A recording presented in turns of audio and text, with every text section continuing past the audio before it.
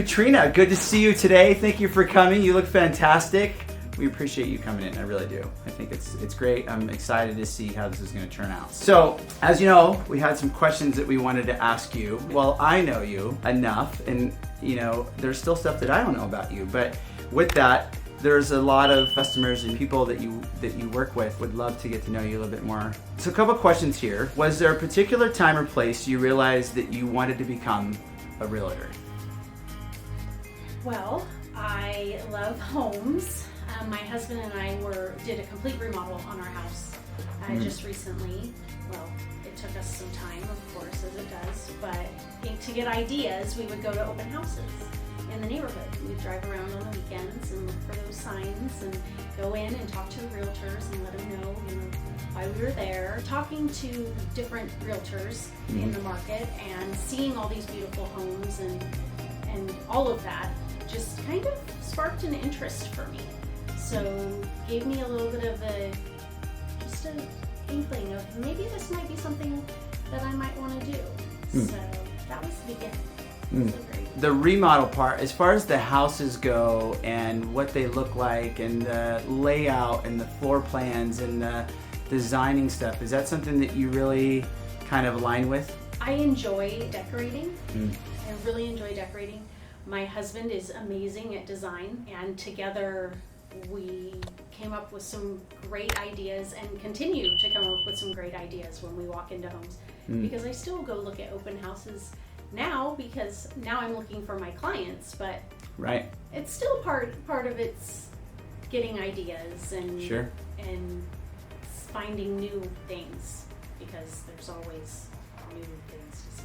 I've heard you tell me a couple times before, when you're going to take a listing or meeting a buyer, in particular, maybe it was one of the listings, and where if you are prepping a house to sell, so transitioning into that, why you got into it, and then now how it correlates among the many other reasons, right? You can be great at have a good eye for things, but that particular client that you had where you helped with the landscaping, tell me a little bit about that. Well, they needed help with their landscaping for sure, but because sometimes buyers will drive by and then just keep driving if they don't like what it looks like. But if you have a desirable front entryway, you can almost sell it before they even go in if they really like what they see. Right. So it's super important. Coming up with ideas as far as what's desirable in the neighborhood. You get ideas when you drive around the neighborhood, right? We drive around neighborhoods and we say, oh, that house looks really nice. And you know what? It's because of what the outside looks like. We call that curb appeal.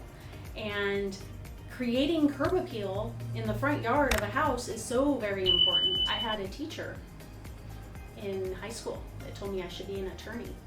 She said, because I'm really good at negotiating. I was negotiating my grade. She told me you should be an attorney. And I was like, okay. Never really had a desire, but recently I kind of came back into the forefront of my mind that, okay, I guess I've been a good negotiator, and I'm just kind of starting to realize how good I am.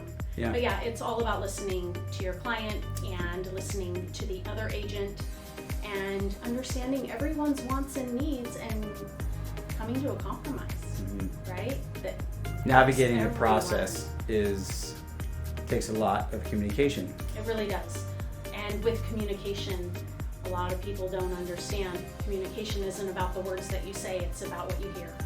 And you have to stop and listen to what people are saying in order to be able to negotiate with them. Right. Because it's just part of the magic of it, right? You've been doing this for a while, and with that, what do you think in the time frame that you've been in it, and what you see in the market with not necessarily competition, but your peers, realtors, etc. What do you think sets you apart? What sets me apart with the other agents in the area is my relationship-based thought process. I've always had an inherent need to help people forever. It's always been a part of me. I mean, being a mom, I guess, makes that grow.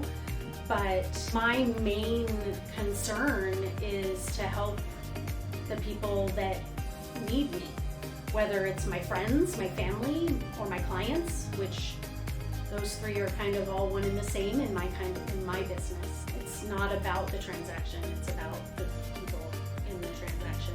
And my clients end up being part of my family, extended family, because it's about relationships. It's not about transaction. And going back to the negotiation question, in terms of what sets you apart, aside from your relationship, because you clearly have good relationships with people, but what is it that sets you apart in the respect of, going back to the advocating for the client, but let's say you want to try to win the deal. You're tenacious. You come across to me as tenacious. So like really just like you're selling it. It doesn't matter what anybody thinks and how you feel about what you're going to say, but what is it that just makes you badass? I am a closer. I am always looking at the finish line. So if my client walks into a house and says, this is the one, that's the end game right there. They just told me what they need from me, and my job is to make sure that they get it. It seems simple to me, but not a lot of agents are like that. No. So I do believe that sets me apart from other agents. I really care about my client more than I care about the paycheck. Catrina, I'm a buyer. And I am new. Somebody gave me your contact. I find your website. What would I find, and how do you acquire information to determine more about me, whether or not I want to call you or I want to just go on your website first? So when I first meet a client, I ask them the basics. They're pre-approved, because if we're not pre-approved, we really shouldn't be out there looking at properties because we have no idea our price point. And until we know our price point, we don't want to get disappointed. If we find like the perfect home and we can't afford it, that's like the worst thing in the world, right? What about, that's a huge downer. And I don't want to get my clients into that situation. So first and foremost, they really need to be pre-qualified, and we have lenders for that. Once we get that taken care of and we have a price point, that's when we start talking about wants and needs. Needs are, how many people in your family? How many bedrooms do you need? What size home do you need? Wants are like swimming pool is like one of the hugest wants. Is that really a need? Not necessarily, but it could be. You never know. So we talk about all of those things. I also have a buyer's questionnaire that I like to have my clients fill out.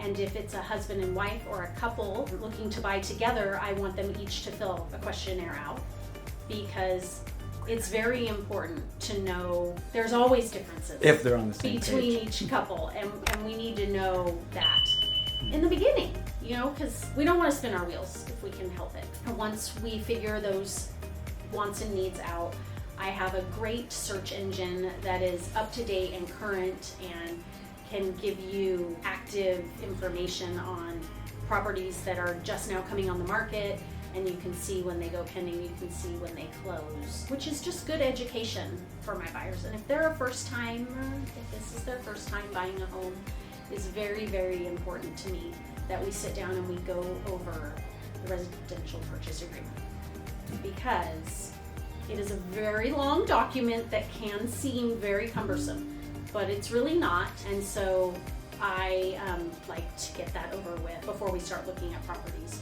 So my buyers know what they're looking for and the certain terms that they have to consider when they're writing an offer on a home. Okay, so we're gonna get these last two. So the one is, so in regards to the service area, tell me, why are you well served to help in the greater Sacramento area? So I came to Sacramento when I was 6. My dad was military, and so we traveled a lot when I was young. But when I was 6, we moved to Carmichael, and I lived in Carmichael until I went to San Juan Unified School District in Carmichael until until high school. And in high school, my parents moved up to El Dorado County, and I went to Oak Ridge and El Dorado Hills, which is where my office is now.